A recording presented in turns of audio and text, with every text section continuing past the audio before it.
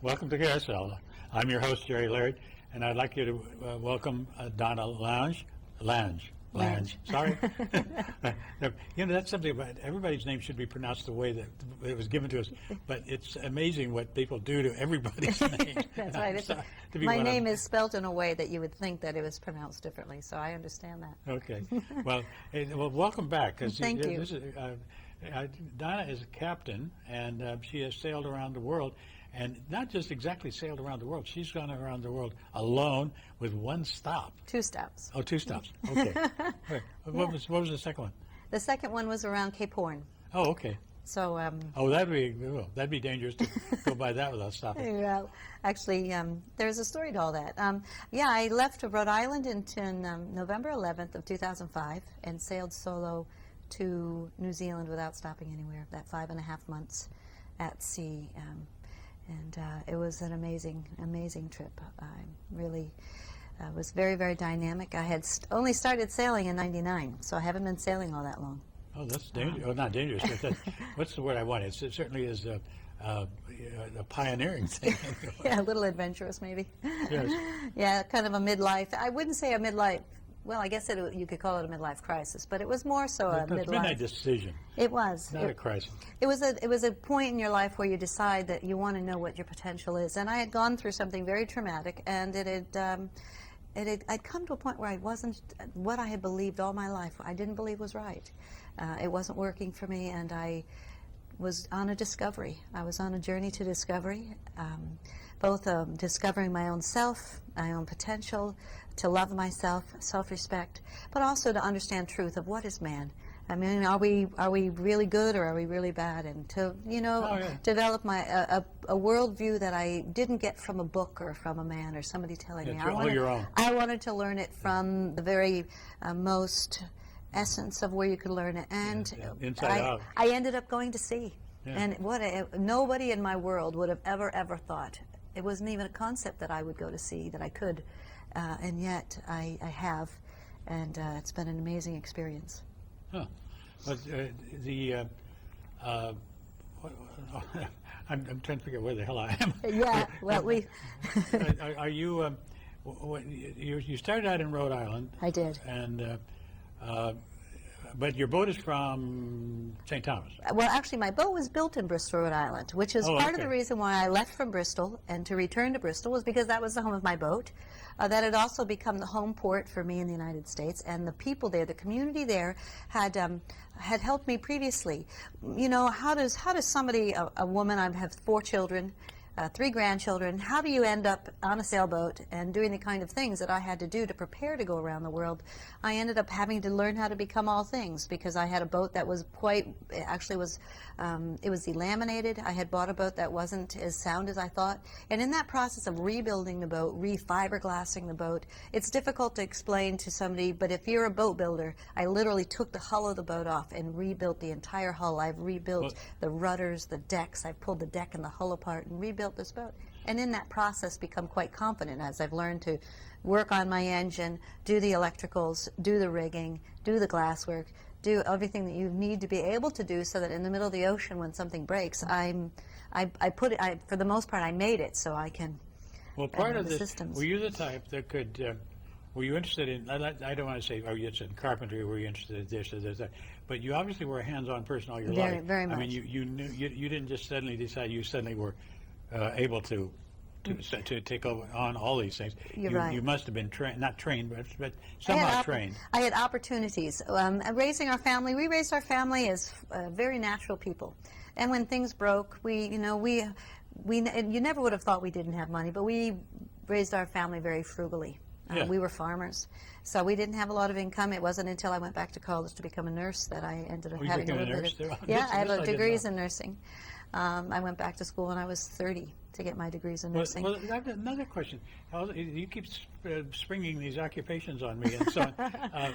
But I know that one of the things you do is you sing, you play music, guitar, and so on. Did you do this all before you learn to sail? Yes, I would say if you were to ask me what I am, I'm a musician. I've been a musician and been singing since I was 16. Oh, okay. I love music. I started writing music, probably around 1985. I started writing songs.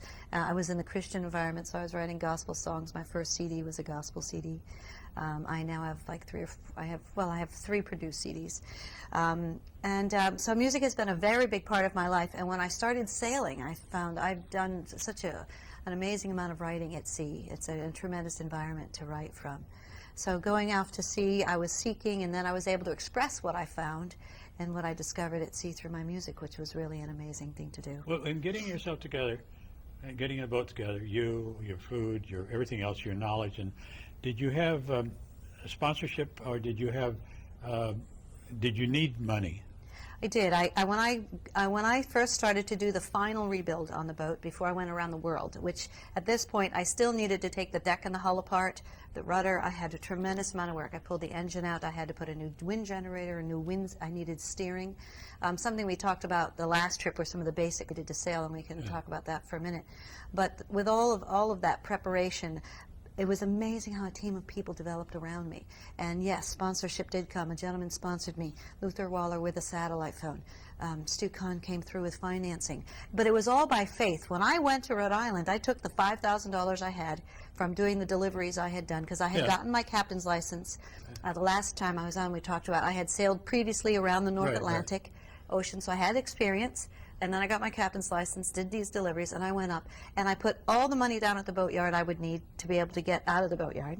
Right. And then I put down payments on new sails, the steering vane, the wind generator, but I didn't have enough money for it all and to rebuild the boat. And I was just walking by faith. And literally the day the money ran out, Stu Kahn calls me and asks me to go sailing with him, when at the end of the sail he offers to sponsor me. Oh, that's wonderful. For enough money to be able to get that equipment on board, and also to help me in New Zealand, because I knew that I had to have money ahead for that, otherwise I would have been stuck, Oh, another thing I'm not very familiar with is a wind generator. How expensive is an item like that? Well, that wind generator I got a good deal. It was $1,000. Oh, that's and Cape Horn, which is my steering vane, which is what steers the boat for me. It's the automatic pilot. It's a mechanical one. It doesn't use power of any kind. That was partly sponsored by Cape Horn Steering Vanes, who made it. It was quite amazing when we think of all the different things that I needed to sail around the world. I needed food, which really wasn't that difficult with one person. And I used canned food. It wasn't very nutritious the first half of the world. It didn't work very well. The second half of the world, I was so much healthier, and I ate much better. I did dried food, and I got sponsored by Lifestream for spirulina, which is a brilliant green kind of supplement food. Was very nutritious, and Is that dried, or is that? It's dried. That's a pill form. And then I substituted what they call quinoa instead of rice, which is a seed, and so it's full of more protein. Oh, okay. Just everything I had on the boat was more dried. Was more dried. It was denser nutrition, and I had good vitamins. So I got healthy the second half of the world. The first half of the world was quite difficult, and I got to New Zealand quite malnourished. I had a lot of difficulty. That's a very important aspect of your whole trip. That you are writing a book on this. I am. I think that nutrition aspect almost calls for a separate chapter just on. It does. Just so people, not just for people who suddenly decide they're going to sail around the world. Yeah. I think it's an important thing for people to know, because right now, look at our food. Our food habits have changed in the time. Well, a lot in my time, probably a lot in your time also. Yes. But you stop and think that well, right now there are certain things that we're having problems with, the salmonella and so. Right, and it can be solved so well if we eat certain kinds of foods. There are ways to get around some of those And there's issues. some of the things you're talking about that I've never even heard of, but it sounds like something that we should know more about than we do, say, some of the drugs we're taking. Well, absolutely. And there were a lot of issues in dealing with acidity and things that I had to deal with at sea that I was able to overcome by certain kinds of foods and things that I did, so that it was very important. So I did some of the things that people, the steering we talked about the last time a little bit, that I don't hand steer my boat. I actually have a device to steer for me. Well, I don't think we talked about that somewhere. We talked about that off camera. Oh, maybe. Steering. Yeah, to mention that, because I think that's an important aspect of it. Yeah, there's when I as a solo sailor, for the most part, you always have an auto mechanism of some kind to steer the boat for you. Most people do offshore except for racers. So the one that I had was mechanical Cape Horn steering vane.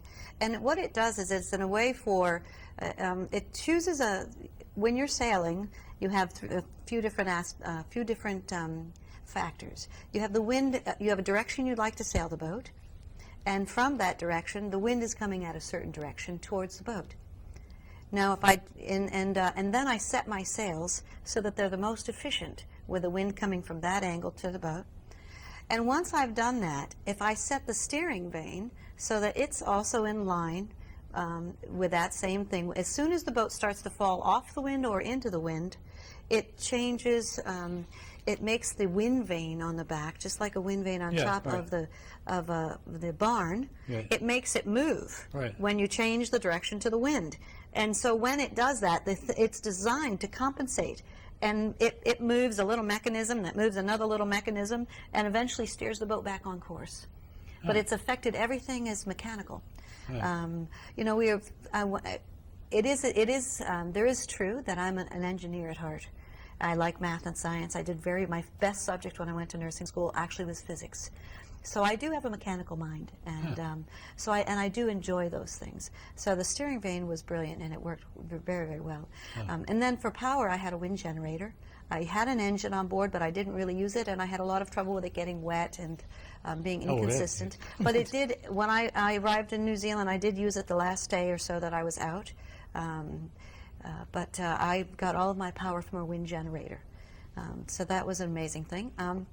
And then, of course, I did dry food for the most part. On the first half of the world, I did more canned food, and that didn't work out well. So the second half, I did more dried food. Also, we were talking off camera about sleep. Yeah, sleep is a big thing. And for the most part, I would get about 3 to 4 hours of sleep a day. And usually it was in an hour or half an hour increments.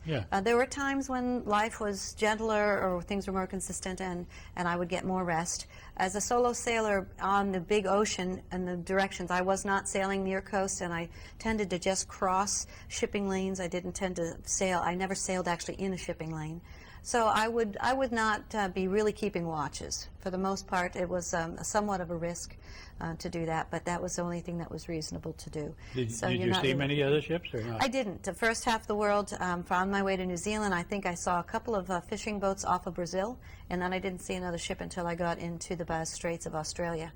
The second half of the world, going into Cape Horn, I started to see, of course, some boats there. And then I don't believe I saw any boats until I got to the Caribbean. Where did you go from the first bing, bing, bing to the second bing, bing, bing? Yeah, the first half of the world, I went from Bristol, Rhode Island to New Zealand without stopping anywhere. Went across the North Atlantic, leaving in the middle of November. It was a winter crossing across the North Atlantic. It was the year that they had all the Gamma, Delta, and Epsilon, all those big storms. So it was quite a dramatic first month. The first 10 days or 12 days I was out, I was bare poled, which means I was sailing without any sails up at all, and the boat still, just on the hull of the boat and the mast, was going maximum hull speed. I was still sailing at 4 to 5 knots, but without any sails flying. And I did that 3 times in the first couple of weeks that I was out sailing. The weather was dramatic. And then, of course, going around Cape Hope. So from after I went across the North Atlantic towards the African coast, and then then I went south from there down along the Brazilian coast, then to follow down along and cut across east around Africa. It would be around Cape Hope. The biggest storm I did was around Cape Hope, 60-foot seas, 5 days of storm, 2 storms back to back. That was an amazing time. But that was also the time for me of a turning point in the journey.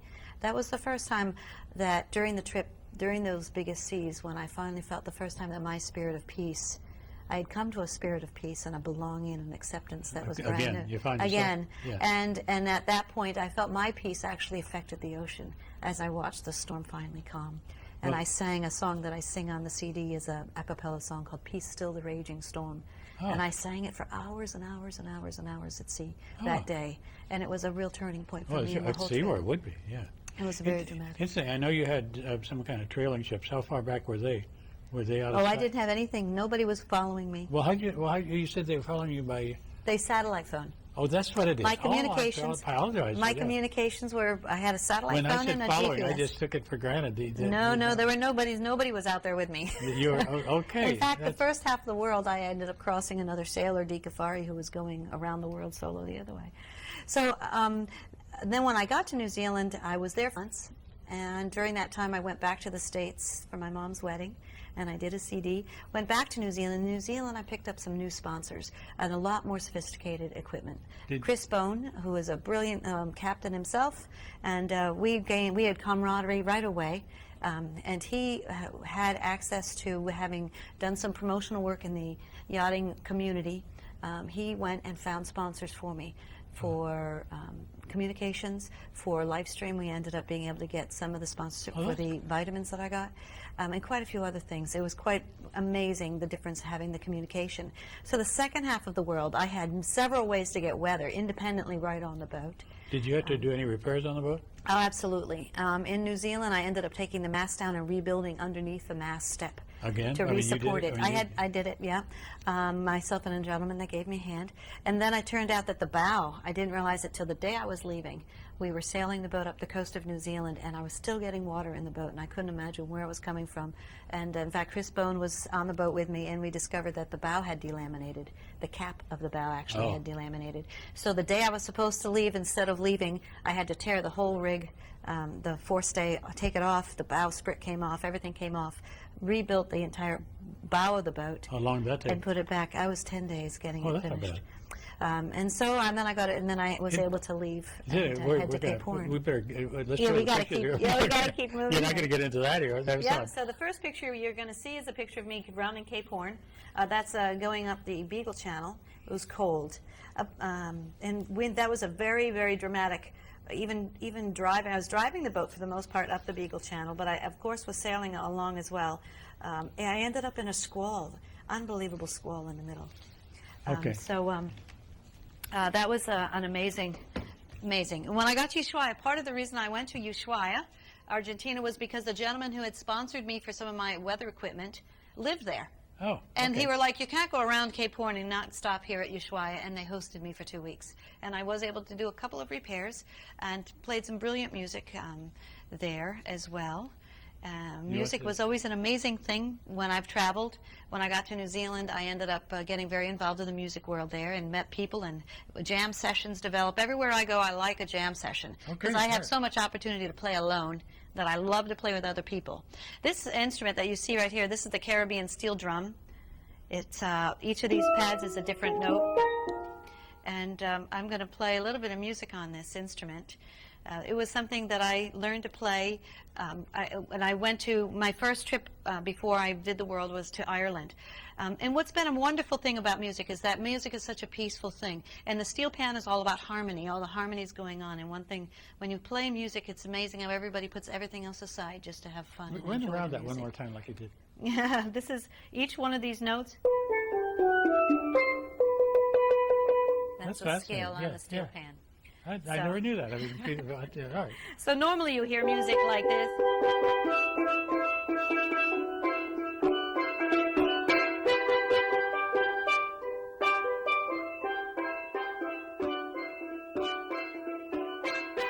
Yeah. That's Caribbean style music that we're used to hearing off of a Caribbean steel pan. I bought this in Trinidad. My very first sale was down to South America, and I was able to buy this steel pan because I was inspired by a very gifted player in the Caribbean, Morgan Rail.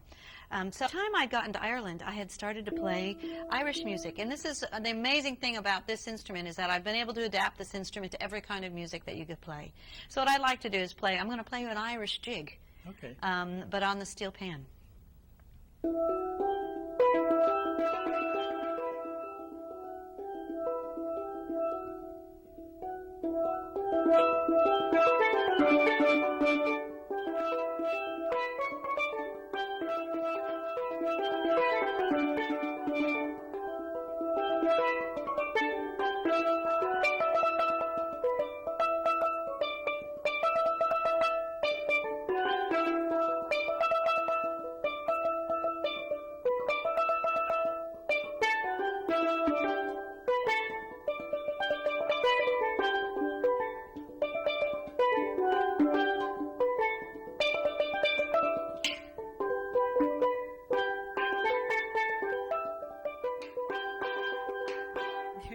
Irish chick. Sounds like a different instrument. Yeah, it's an amazing sound. What they can take, they put 100 of these all in one room, and they sound like an orchestra. You swear you hear violins and everything playing all along. It's an amazing, but it's all about, it's actually, there's an amazing spiritual thing that happens around the steel pan. And it's been a very big part of my world.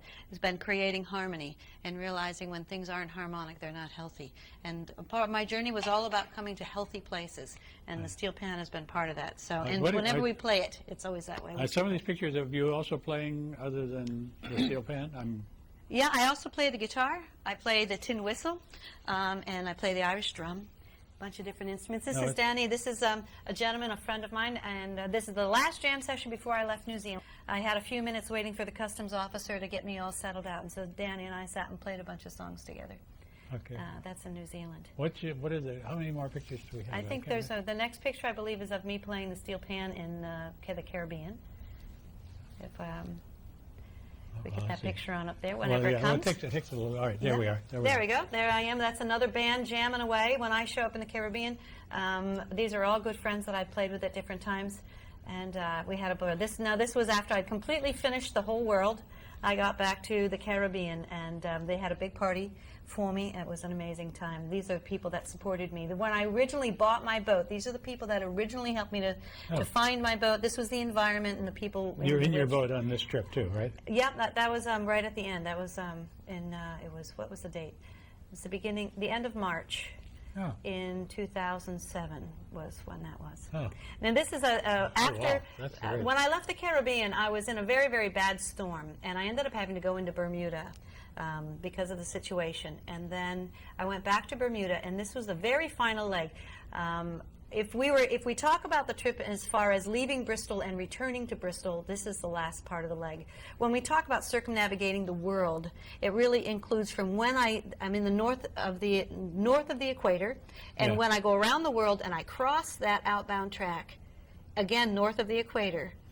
That's what they consider a circumnavigation of the world. Oh, I got you. So Yeah, I only stopped twice in the circumnavigation of the world. But when we talk about having left Bristol and wanting to return to Bristol, because originally I had hoped to do it all with just one stop, I ended up making some extra stops in the Caribbean and then in Bermuda.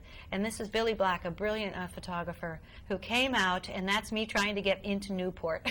I had a terrible gale the day before. I had lost my forestay. I had had an incredible encounter with whales that day. Oh, really? Or the day before that. Big, minky whales that were as long as my boat. A whole pod of them just stayed with my boat for hours. Oh. Most incredible experience.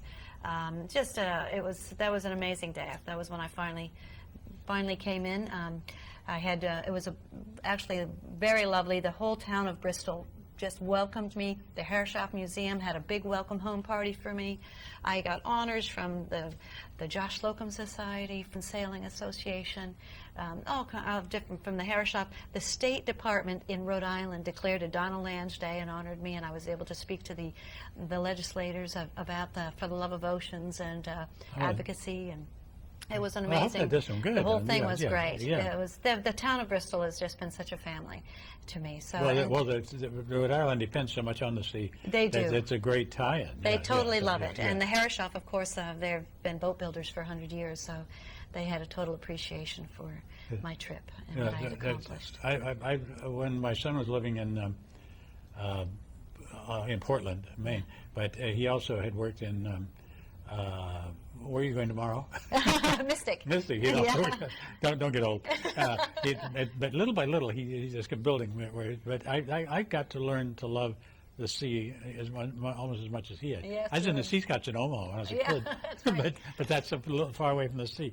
So when I got back, another thing they allowed me to do was to put my boat in the parade. So I think the last picture is going to be a picture of my boat in the parade. Oh, okay. And I did the boat show there, and it was during that time that I knew when I left that when I got back I would want to be doing advocacy work and not-for-profit work.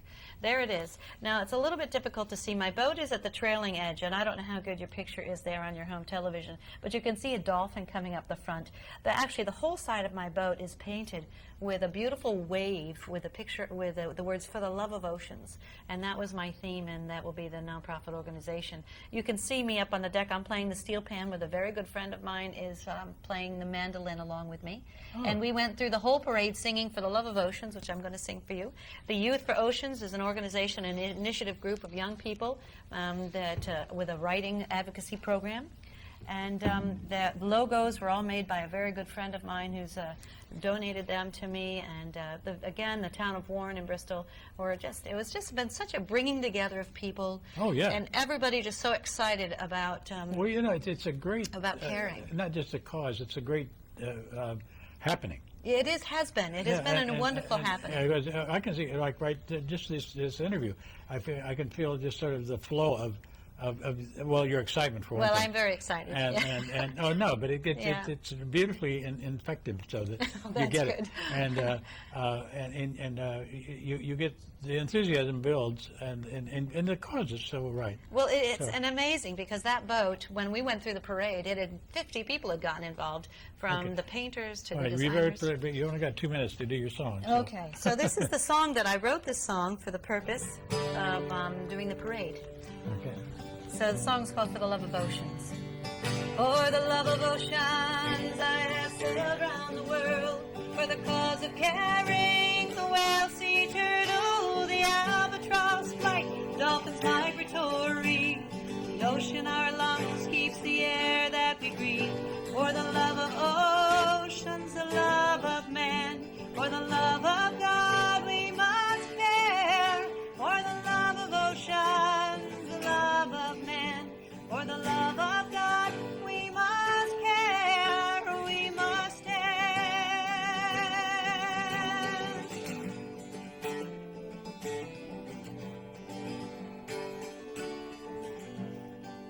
For the love of oceans, I have sailed round the world, the sea, torrent, too warm, too cold, for human consumption now, nothing is sacred. We must save creation, our life it does hold. For the love of oceans, the